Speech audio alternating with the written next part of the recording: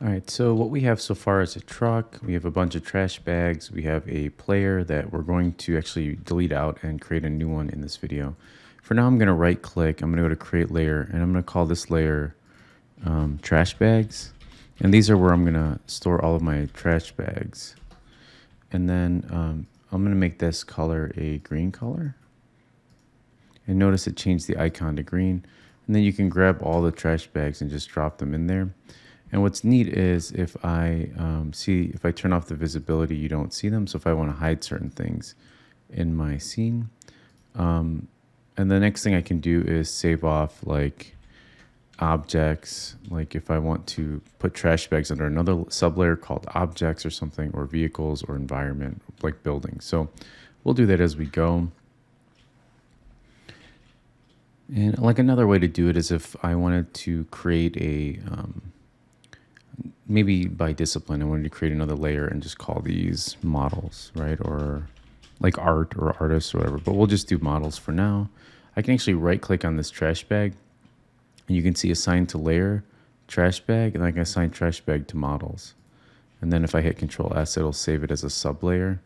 And then maybe for models here, I'm feeling like it's a like a nice sky bluish color.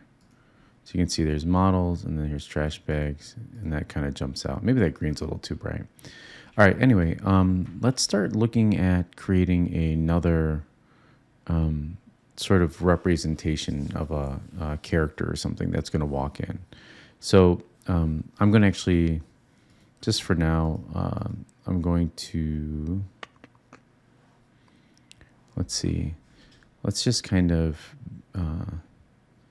save this off as a slice so that we have it if we ever need it again. It's kind of like a working example of a sphere just kind of moving for us.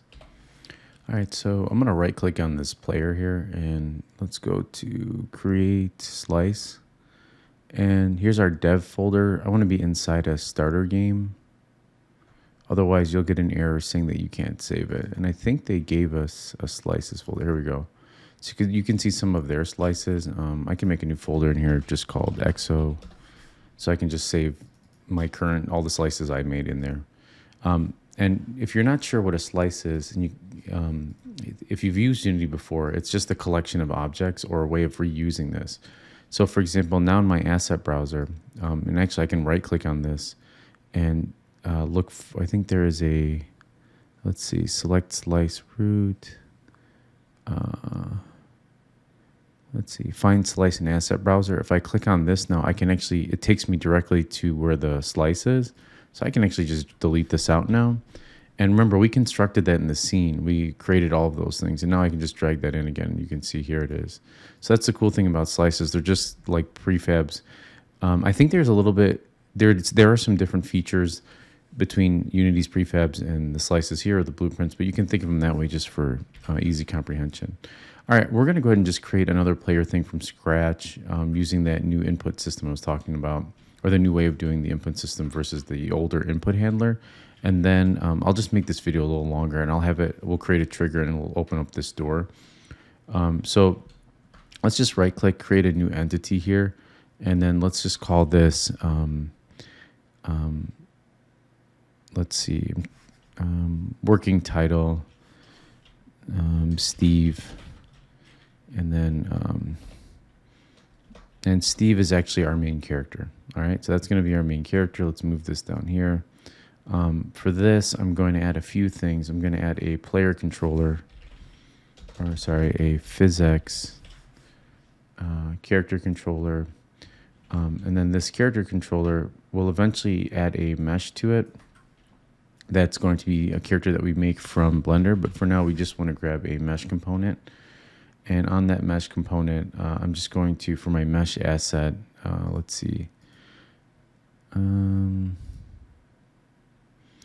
don't necessarily want to add their character because I don't want that to be sort of a crutch for you. I believe there's a capsule object in here. Yeah, this one.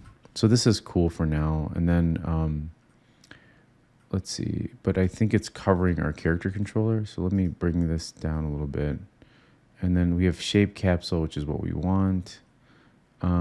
Capsule height. If you left click and drag on this thing, you can actually just keep moving it, and you'll see now it went through it. And then the radius, we really want this capsule to encompass this right here. All right, the next thing we want to do is go over to Tools, Asset Editor, and then do File, New.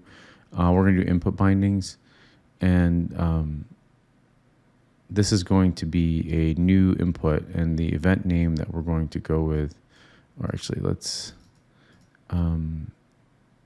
see. Oh, new input. All right. So actually, let me junk these. So the event that we're going to do is move forward and back. And here, if you remember last time for these event generators, you have an input event here. I'm going to double click this. I'm just going to hit OK. And it's really just the same thing we did last time, but I'm going to do it inside of this one. And it might be good just as a refresher for you to go over it again. So keyboard, we're going to do keyboard. And the first one that we're going to do is W to make our character move forward. And we want that value to be 1. And then we're going to add another event in here. And let's double click that and just snap it and then hit OK. And then this is going to be another keyboard event. And this is going to be the S key. And this is going to, when we press W, it's going to make our character move forward. And when we push S, it's going to go back. And remember, we want to make this value -1 here. And we're going to go ahead and save this. And then this will be, instead of player input, I'm just going to have it Steve input maybe. But it would really just be like player input, because especially if you have other ones. But this is my own thing.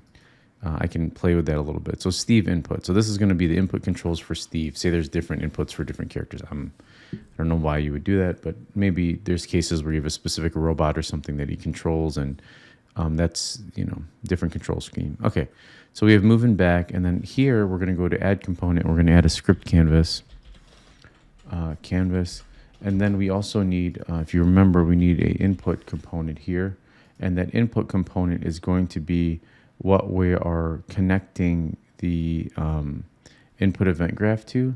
So if you remember, like if we click on this and we, let's see, I want to make sure, where did we save this? Let's see, file save as, let's see, where did I save this? Starter game 1B. So it's in there. So let's see, starter game. Maybe there it is, Steve input controller. All right, so there's our input. And for script canvas here, I'm going to click this little one to create a new script canvas here.